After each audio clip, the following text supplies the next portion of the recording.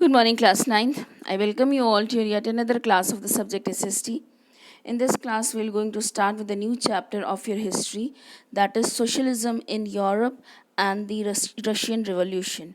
In this chapter, we will going to basically study about the socialism which was generated and flourished in Europe, and finally how it reached Russia, and what were the repercussions and what were the repercussions of the socialism that led to the Russian Revolution in Russia. So let's start with the chapter. The first heading is the age of the social change. See, जब आपका जो French revolution आया आपके Europe में, तो वो जो French revolution था वो सिर्फ और सिर्फ आप देख पिछले चैप्टर में आपने पढ़ा है that it was not being only concentrated to the France only, rather it got spread out to whole of the Europe. तो यहाँ पर यूरोप में अच्छा ये जो फ्रेंच रिवॉल्यूशन था इसकी जो आइडियोलॉजीज़ थी वो आपकी स्प्रेड होते हुए पूरे यूरोप में स्प्रेड हुई, रशिया में स्प्रेड हुए, और उसके बाद इंडिया तक भी वो पहुंची through Raja Ram Mohan Roy and Derozio. Then उसके बाद आपका ये जो फ्रेंच रिवॉल्यूशन है इसके बाद जो यू कैन से जो क्लास निकल के आया था यूरोपियन सोसाइटी में, वो that were of the conservatives, the liberals and the radicals. Conservatives वो लोग थे जो अपने जो ये कह रहे थे कि हमें अपनी रूट्स को नहीं भूलना चाहिए, अपना जो हमारा पास्ट रहा है उसको हमें भूलना नहीं चाहिए, और हमें वैसे ही अपना जो यू कैन से जो हमारी वर्किंग है हमारी जो सोसाइटी की उसको वैसे ही चलानी चाहिए. और हम वो बट इतने सारे जो चेंजेस आए थे यूरोप में उस वजह से उनका भी थोड़ा सा माइंडसेट चेंज हुआ था. क्यों? क्योंकि उनको लगने लगा था कि अब वो लोगों को टेम करके रख नहीं सकते हैं अपने पावर के थ्रू.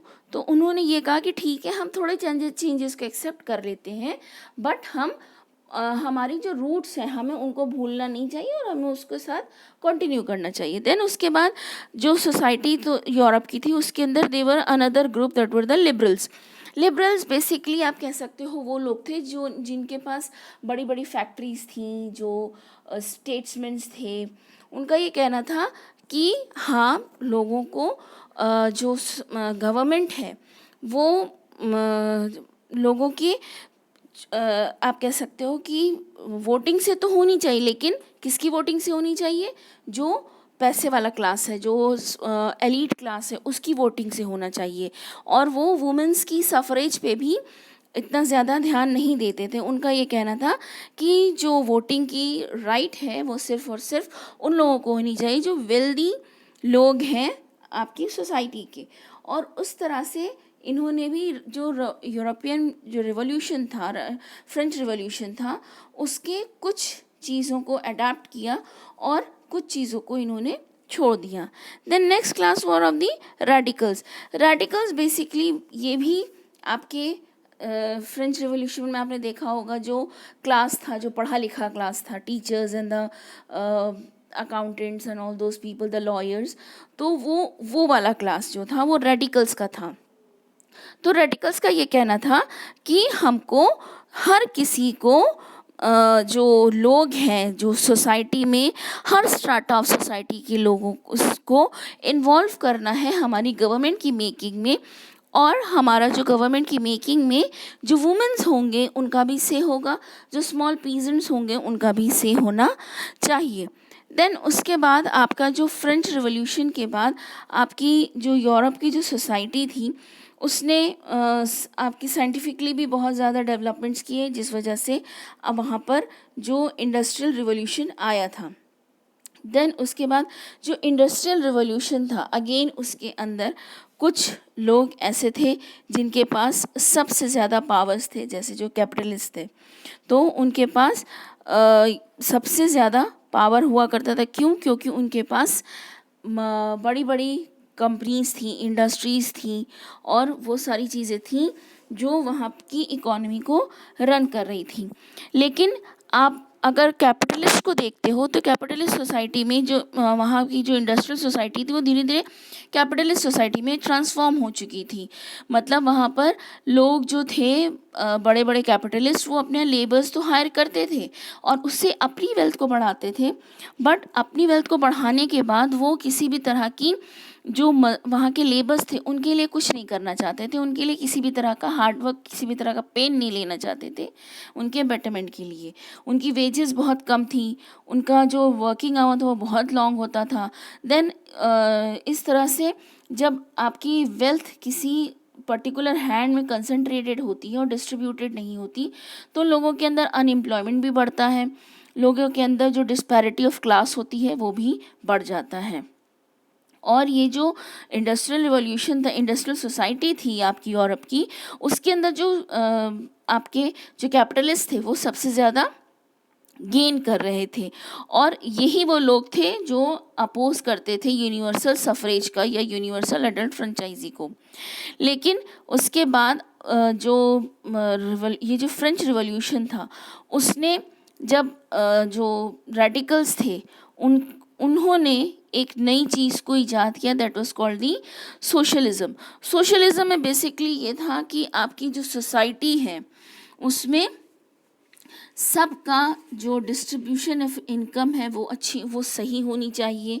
देन उसके बाद आपका जो कंसंट्रेशन ऑफ दी वेल्थ है वो किसी एक हाथ में नहीं होनी चाहिए, रादर वो आपकी सबके पास डिस्ट्रीब्यूशन इक्वल होना चाहिए।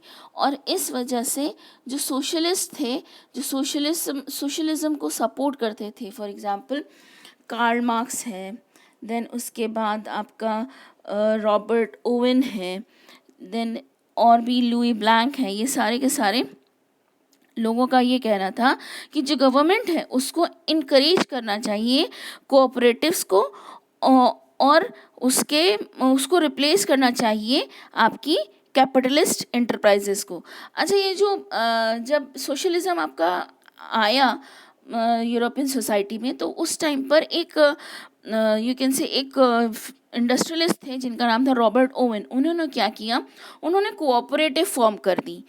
कोऑपरेटिव फॉर्म करने के बाद उन्होंने इंडियाना में, अमेरिका में, यूएसए में एक कोऑपरेटिव फॉर्म किया। कोऑपरेटिव आप कह सकते हो एक ऐसी सोसाइटी जिसमें जो कैपिटलिस्ट है और जो लेबर्स हैं वो एक तरह से पार्टनरशिप पर काम करते थे।